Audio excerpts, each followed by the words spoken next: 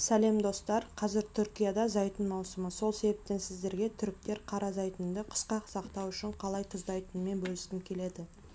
Біріншіден, қара зәйтүндерді жақсылап жуып аламыз, содан кейін далада күн сәулесінде кептіреміз.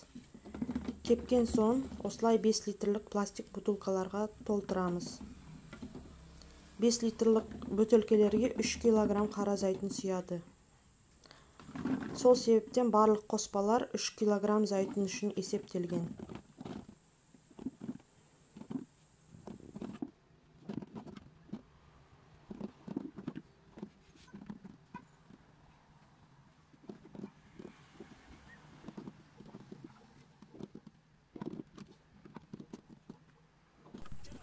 Бөтелкелер толған соң, бір түрік стакан толы тас тұзын қосамыз. Тас тұзы болған дұрыс, өйткені йодталған тұз зәйтүнді ерітіп жібереді.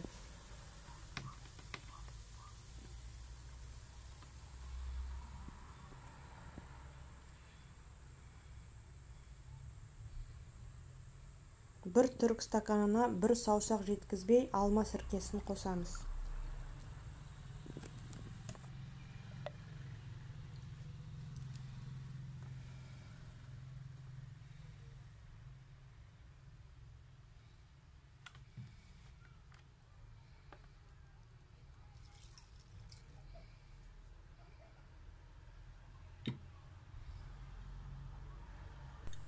Және бір шай қасық қант қосамыз.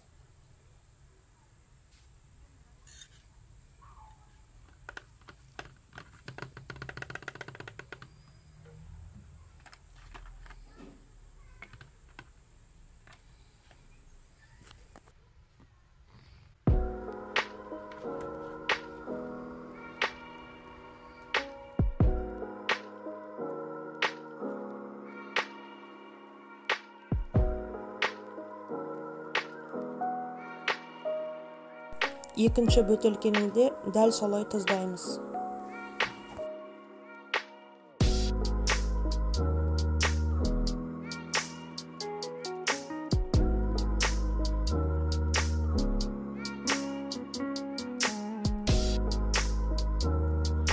Тұздап болған соң, күнде осылай тұз ерігенше домалатамыз.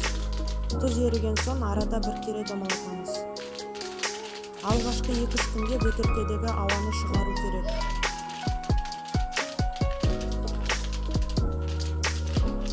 Бөтелке ісінуді тоқтатқанда қақпақты ашудың қажеті жоқ.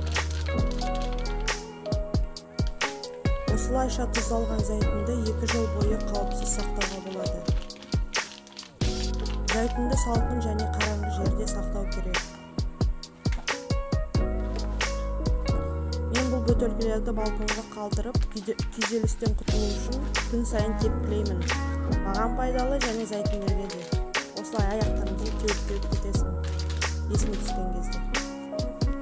Астарыңыз дәмді болсын. Каналыма жазылуды және лайк басуды ұмытпаңыздар.